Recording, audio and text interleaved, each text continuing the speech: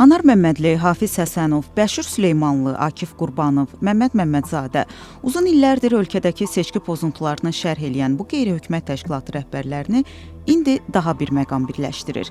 Cinayətdə ittiham olunmaları. Cəmiyyətdə müstəqil seçki ekspertləri kimi tanınan bu şəxslər hazırda həbsdədirlər. Aralarında yalnız Hafiz Həsənov bu günlərdə səhhətinə görə ev dustaqlığına buraxılıb. Amma haqqında istintaq araşdırması davam eləyir. Bu QHT liderləri kimlərdir? Niyə həbs olunublar?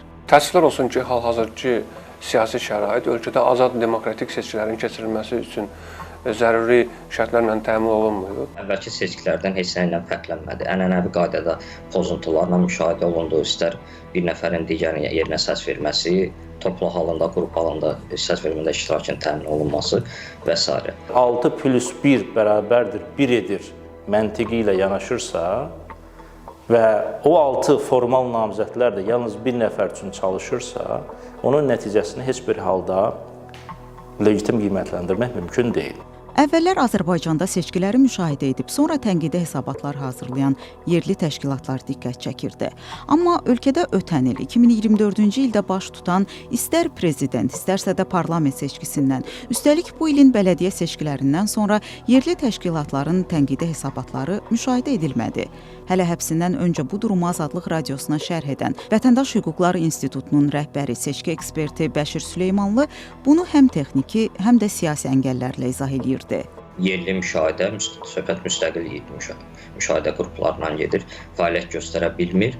Bunun həm səbəbləri baskılarıdır, təzyiqlərdir, həbslərdir, həm də maliyyə imkanlarının məhdudlaşdırılmasıdır. Bu demək olar ki, maliyyə əldə etmək mümkün deyil. Bu da fəaliyyətə öz mənfi təsirini göstərir. Azərbaycan qanunvericiliyinə görə qeyri-hökumət təşkilatı olaraq seçki müşahidəçiliyini yalnız Ədliyyə Nazirliyində qeydiyyatdan keçmiş təşkilatlar apara bilər.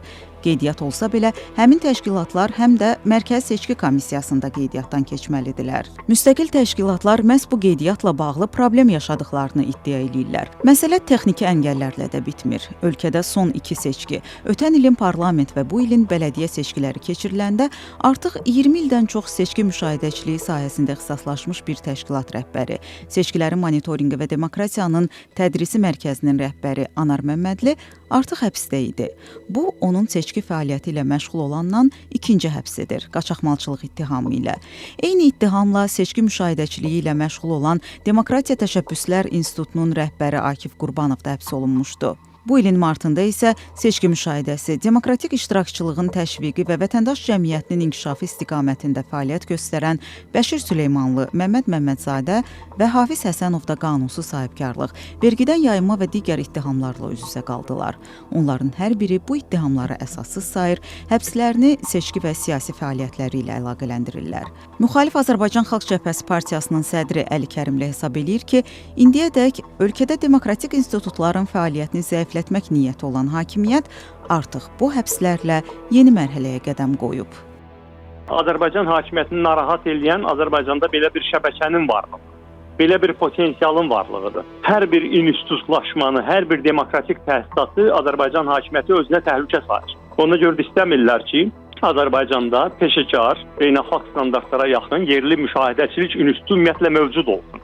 Hər ehtimala qarşı düşünürlər ki, birdən geopolitik şərtlər dəyişər, yenidən hansısa bir seçkilər keçirilən zaman yerli müşahidəçiliyə imkan yaradılmaq məcburiyyəti yarana bilər.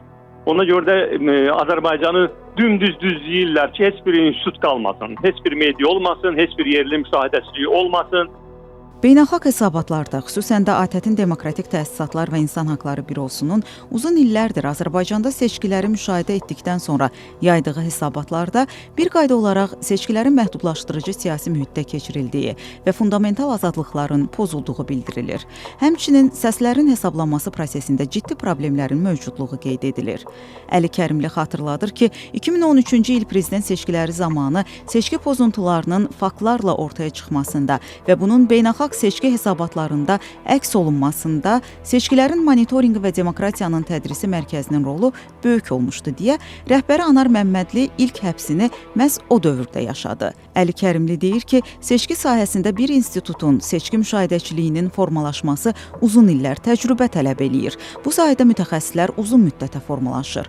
Müxalifət liderinə görə hazırda indiyədək formalaşmış bu institutu məhv edən hakimiyyət bundan sonra seçki saxtalaşdırılması ilə bağlı faktların ümumiyyətlə mövcudluğuna son qoymağa çalışır. Hökumətlə birgə layihələrdə iştirak edən Mənim Səsim Seçki Monitorinq Koalisiyasının həmtəsisçilərindən biri Səadət Bənənyarlı isə bu fikirlərlə razılaşmır.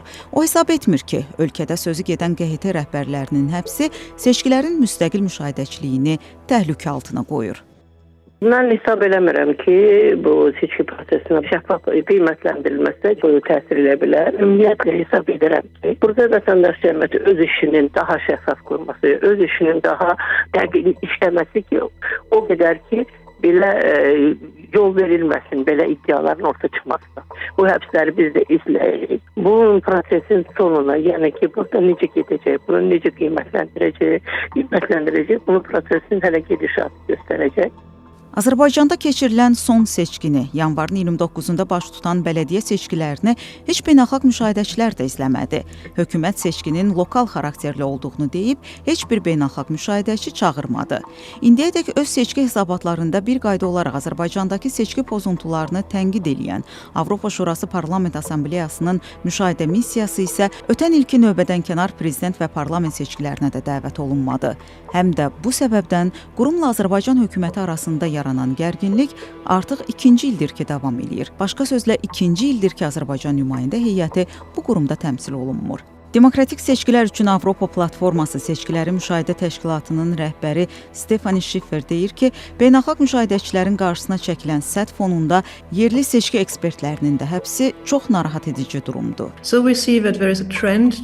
Biz görürük ki, seçkilərin əhəmiyyətini azaltmağa, eyni zamanda seçkinin müşahidə olunduğunu imtihas etməyə çalışırlar. Bu çox narahat edici tendensiyadır. Azərbaycanda sentyabrda keçirilən parlament seçkilərində biz gördük ki, onlarla saxta beynəlxalq müşahidəçi ölkəyə gəldi və bu seçkilərlə bağlı yalan rəy verdilər. Bu təhlükəli bir şeydir, ictimai rəyi çaşdırır. Azərbaycanda insanlar düşünürlər ki, beynəlxalq qiymətləndirmə yaxşıdırsa, demək seçki yaxşı keçib.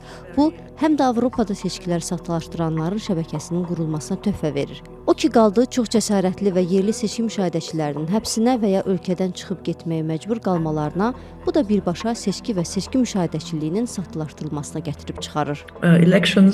Stefanie Schiffer də düşünür ki, müstəqil yerli seçki müşahidəçilərinin həbsi məhz ölkədə seçkilərin ədalətli dəyərləndirilməsinin qarşısını almağa hesablanıb. Azərbaycan hökuməti isə bir qayda olaraq şəxslərin peşə, siyasi fəaliyyətinə görə deyil, konkret cinayət əməlinə görə həbs olunduqlarını iddia edir. Bu arada Azərbaycanda bir müddətdir ki, yenidən referendumla bağlı müzakirələr aparılır. Hakimiyyətin konstitusiya dəyişikliyinə hazırlaşdığı iddia olunur. Bu barədə Milli Məclisdə də fikirlər səsləndirilib. Amma hakimiyyət hələ ki, referendum planlarının olub-olmadığını açıqlamayıb. Azərbaycanda 2025-ci il konstitusiya və suverenlik ili elan edilib.